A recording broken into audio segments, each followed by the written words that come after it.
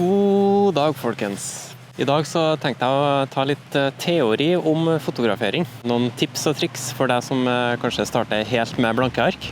Når man tar et bilde, så er det avhengig av 3 ting om hvordan det bildet kommer til å bli. Det er hvor mye lys som slippes gjennom til bildesensoren. Og så er det hvor lenge bildesensoren er åpen for å ta imot det lyset. Og så er det hvor sensitiv bildesensoren er for å ta imot det lyset. Og de 3 tingene der, det er det vi kaller for blenderåpning, lukkertid og ISO-verdi. Det skal du få noen tips om i dag. Hvis vi starter med blenderåpninga, det er rett og slett hvis man har sett inni en kameralinse, så er det en sånn liten åpning der som åpner og lukker seg etter hvert som du justerer den blenderåpningen. Blenderen er ofte referert til F-tall eller F-stopp. Og det er 2 ting egentlig som det F-tallet eller den F-verdien påvirker. Det ene er dybdeskarpheten, og det andre er hvor mye lys som slippes inn.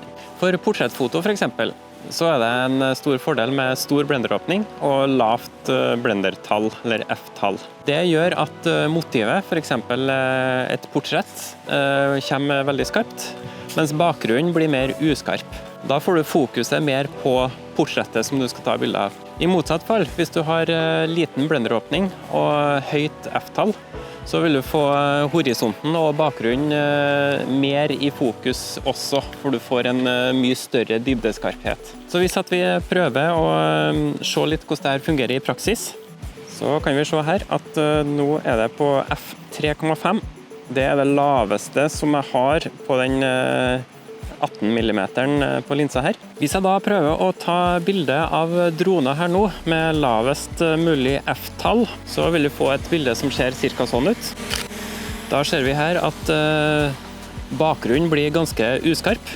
Hvis vi da tar og justerer, så vi får mindre blenderåpning, for da blir det mindre lys som slippes inn, og bildet blir mørkere. På portrett er det da greit med lavest mulig tall og høyest mulig blenderåpning. På landskap derimot så kan det være at man ønsker gjerne at hele bildet skal være skarpt, og man velger da litt mindre blenderåpning. Og så nevnte jeg noe om lukkertid. Det er da den tida det tar som lukkeren er åpen for bildesensoren. Altså når du trykker på en knapp, så åpnes det en luke som slipper gjennom lys, og så lukkes den luka igjen. Og den tida det tar fra den åpnes til den lukkes, det er det vi kaller for lukkertid. På håndholdt så er det greit at lukkertida er forholdsvis kort. Ikke anbefalt noe lengre inn 1/60 sekund. Skal du ta portrettfoto for eksempel, så vil jeg anbefale minimum 100 sekund. Da har vi det F-tallet opp til høyre der, og så har vi der det står 20. Det er lukkertida. Så det vil si at vi bør ikke under 60 på håndholdt. Skal vi ta portrett, så gjerne opp på 100 og over. Skal man ta actionbilder, så må man nesten opp på 400. Men skal man ta bilder av for eksempel sjøen som er i bakgrunnen her nå, og der er det litt bølger, da hadde jeg villet, for å få en sånn tåkeeffekt på vannet, så hadde jeg villet gått på under 1 sekund faktisk. 1 sekund merkes med at det er 2 sånne hermetegngreier bak der. Da er det 1 sekund. 1,3 sekund, 1,6 og så videre. Og det kan gå opp til 30 sekunder innebygd i kameraet som jeg har, Nikon D7000. Lukkertid vil også påvirke et par ting. Det ene er som sagt hvor kjapt du får fryst et bilde. I tillegg til det så blir bildet lysere, for det får lengre tid på å absorbere alt det lyset som kommer gjennom blenderåpningen. Det vil si at skal du ta portrettbilde, så bør det være ganske lyst rundt, for da blir lukkertida såpass kort at det er ikke noe mye tid å absorbere det lyset som slipper gjennom blenderåpningen. Hvis du skal ha lengre lukkertid, også hvis du skal ha bilde av sjø for eksempel, så er det enten at du må ta det på når det er litt mørkt, enten på kveld eller veldig tidlig morgen, eller så har du noen andre muligheter som du kan hjelpe deg med på akkurat det. Blant annet med å stille blenderåpning, eller så er det noe filter som det går an å sette på linsa. Da er det vanligvis et ND-filter man bruker. ND-filter brukes litt som en solbrille på oss mennesker. Det demper lyset litt. Det vil da si for kameraet sin del, så har du dempet det nok til at du kan ha lengre lukkertid for å få det samme lyset i bildet. Hvis du har kjempelang lukkertid på vanlig dagslys, så vil bildet bli utbrent hvitt. Jeg kan vise noen eksempler på forskjellige lukkertider. Da fikk vi fryst det ganske greit. Da ser vi at bølgene får litt sånn tåke i stedet for sånn skarpe bølgebilder. Det synes jeg kan være ganske kult noen gang. Det kommer helt an på hvilken type bilde man skal ta, men spesielt fossefall og vann er veldig mye brukt med lang lukkertid for å få slørete.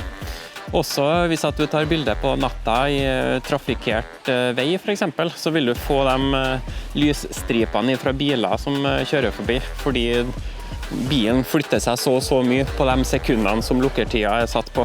Så hvis du ikke vil ha lyshaler på trafikken, så må du ha kort lukkertid. Skal du ha litt sånn, du ser egentlig ikke bilene, du ser bare lysstrekeren etter dem. Mens resten av byen for eksempel er kjempeskarp. Da er det brukt lang lukkertid og kameraet er satt på et stativ. Og så var det en ting til som jeg nevnte innledningsvis her. Og det er ISO. ISO bestemmer hvor sensitiv bildesensoren skal være for mottak av lys. Grunnregelen min i hvert fall er at ISO-verdien skal være så lav som mulig. Gjerne på 100, spesielt på dagtid og sånn som det der. Og hvis du tar bildet i mørket og pumper opp ISO-verdien litt, så vil den absorbere mer lys, og du vil få et lysere bilde ut av det. Ulempen med det er at det kan fort bli litt kornete bilde, og du får ikke like skarpt bilde som om du har for eksempel 100 på ISO-verdien. Nå skal det sies at det er litt opp til kamera og utstyr hvorvidt det blir uskarpe bilder eller kornete bilder med masse støy.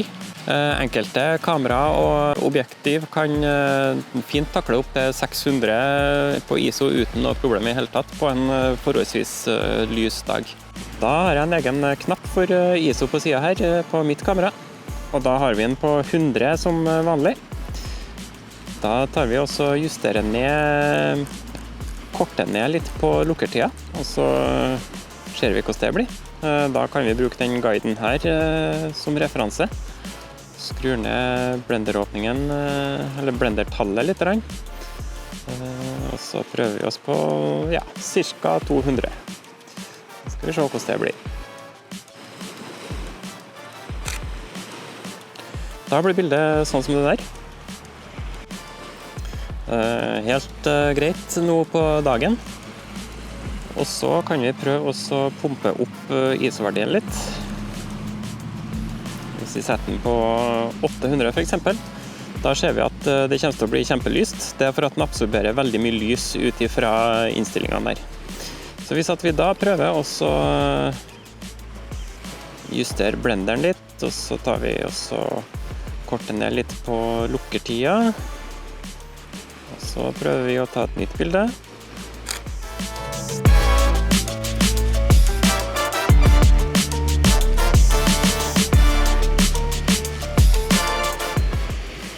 Hvis vi justerer opp ISO-en sånn at det merkes her nå. Hvis vi tar den på 3200 for eksempel. Og så justerer vi opp sånn. Da ser vi at bildet blir like lyst, men det blir veldig mye støy på bildet da. Nå skal det sies at det her er bare grunnleggende tips hvis du er helt blank og ikke vet helt hva ISO, blender og lukkertid gjør for noe med resultatet ditt. Det er enkelte som kanskje liker at det er litt kornete, for det gir litt sånn gammeldags look på det. Eller liker at dybdeskarpheten er sånn som den er. Så det er selvfølgelig helt opp til deg hvordan du bruker informasjonen her, men det her er i hvert fall mine tips for å få skarpest mulig bilder og hvordan man bruker det i de forskjellige situasjonene. Når det gjelder blenderåpning og drone, så på min Mini 3 Pro så blenderåpningen fast, eller blendertallet fast.